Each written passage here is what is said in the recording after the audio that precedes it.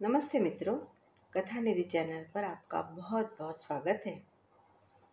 आज फिर उपस्थित हूँ आपके लिए एक बहुत ही प्यारी सी कहानी लेकर। कहानी आपको अच्छी लगे तो लाइक करके कमेंट बॉक्स में अपने कमेंट ज़रूर लिखिएगा। और अगर अभी तक आप चैनल को सब्सक्राइब न कर पाए हों तो ज़रूर कर लीजिएगा। आज की कहानी का नाम है भिखारिन। तो चलिए कहानी शुरू करते हैं। वह अंधी भिखारिन प्रतिदिन ही मंदिर के दरवाजे पर जाकर खड़ी हो जाती थी। दर्शन करने वाले बाहर निकलते तो वो अपना हाथ फैला देती और बड़ी दीनता से कहती, बाबूजी, अंधी पर दया हो जाए। वह जानती थी कि मंदिर में आने वाले सहृदय और श्रद्धालु व्यक्ति ही हुआ करते हैं।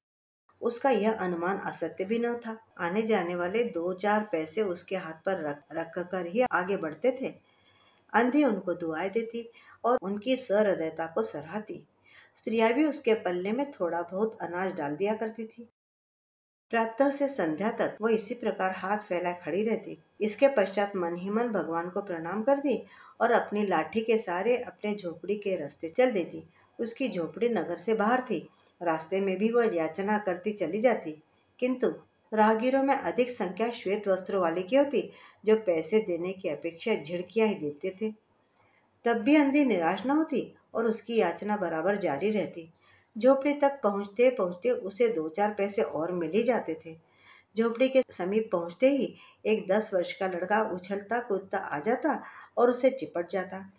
अंधी टटोल कर उसके मस्तक को चूमती। बच्चा कौन है, किसका है, कहाँ से आया, इस बात से कोई परिचय नहीं था उसका।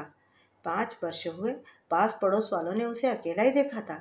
इन्हीं दिनों एक दिन संध्या के समय लोगों ने उसकी गोद में एक बच्चा देखा। वह रो रहा था। अंधी उसका मुंह चूम चूम कर उसे चुप कराने का प्रयत्न कर रही थी। ये कोई असाधारण घटना नहीं थी, अतः किसी ने भी ये नहीं पूछा कि बच्चा किसका है। उसी दिन से वह बच्चा अंधी के पास था और बड़ा प्रसन्न था। उसको वह अपने से अच्छा खिलाती और पहनाती। अंधी ने अपनी झोपड़ी में एक हांडी गाड़ रखी थी। संध्या के समय जो कुछ मांग कर लाती थी उसमें डाल देती और उसे किसी वस्तु से ढांप देती, इसलिए कि दूसरे व्यक्तियों की दृष्टि उस पर न पड़े। खाने के लिए अन्न भी उसे काफी मिल ही जाता था। उससे काम चला लेती। पहले बच्चे को पेट भरकर खिलाती, फिर स्वयं खाती। रात को बच्चे को अपने वक्ष से चिपटा कर वहीं पड़ी रहती। प्रातःकाल होते ही उसको खिला पिलाकर फिर मंदिर के द्वार पर जा खड़ी होती। काशी में सेठ बनारसी दास बहुत ही प्रसिद्ध व्यक्ति थे। बच्चा बच्चा उनकी कोठी से परिचित था। बहुत बड़े देशभक्त और धर्म में उनकी बहुत आस्था और रुचि है।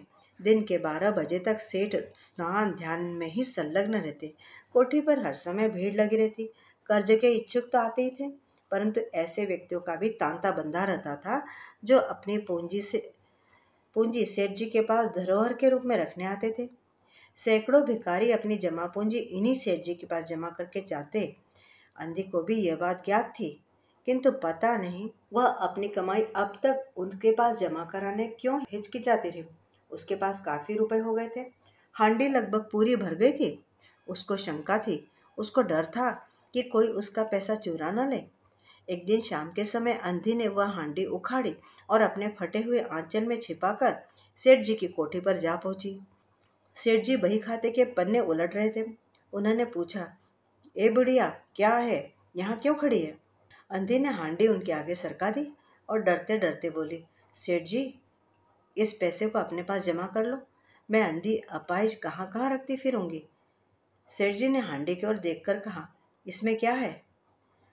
अंधी ने उत्तर दिया, भीख मांग मांग कर अपने बच्चे के लिए दो चार पैसे संग्रह किए हैं। अपने पास रखने से डरती हूँ कहीं चोरी न हो जाए। कृपया इन्हें आप अपनी कोठी में रख लीजिए। सेठ जी ने मुनीम की ओर संकेत किया, फिर बोले, बही में जमा कर लो। फिर बुढ़िया से पूछा, तेरा नाम क्या है? अंधी ने अपना नाम बताया। मुनीम जी ने नकदी गिनकर उसके नाम से जमा कर ली और वह सेठ जी को आशीर्वाद देते हुए अपनी झोपड़ी में वापस चली गई। 2 वर्ष बड़े सुख के साथ बीते। इसके पश्चात एक दिन लड़के को ज्वर ने आ दबाया। अंधी ने दवा दारू की झाड़ फूक किया, टोने टोटके की परीक्षा की, परंतु सभी कुछ व्यर्थ सारे प्रयत्न व्यर्थ सिद्ध हुए। लड़के की दशा दिन प्रतिदिन बुरी होती गई। अंधी का हृदय टूटने सा लगा।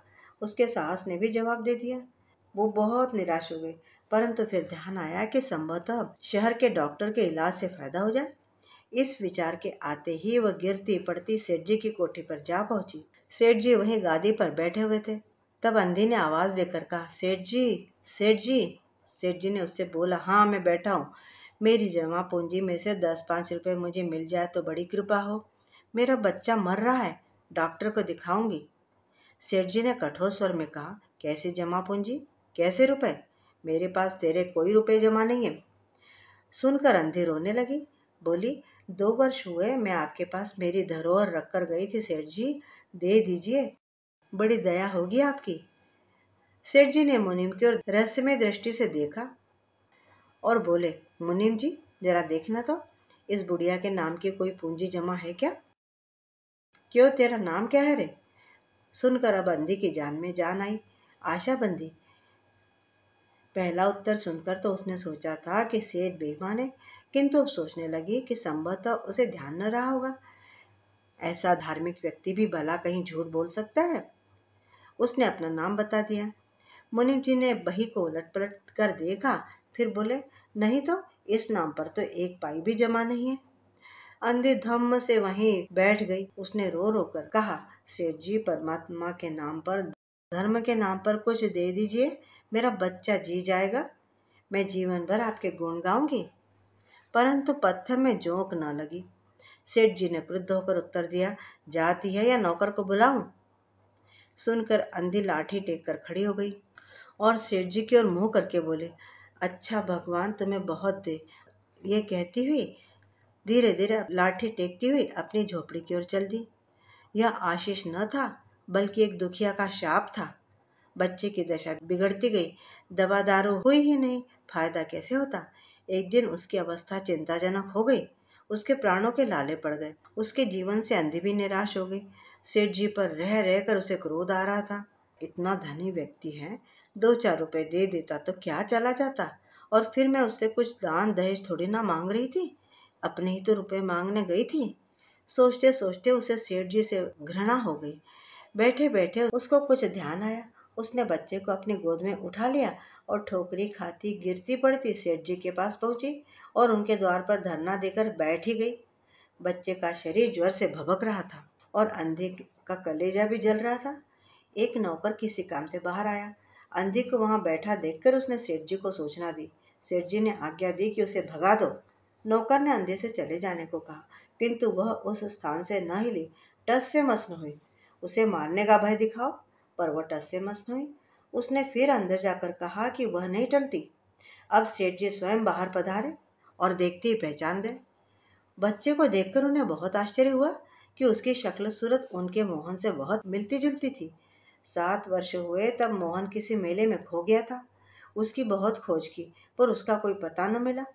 उन्हें स्मरण हो आया कि मोहन की जांघ पर एक लाल रंग का चिन्ह था। इस विचार के आते ही उन्होंने अंधी की गोद के बच्चे की जांघ देखी। चिन्ह अवश्य था, परंतु पहले से कुछ बड़ा।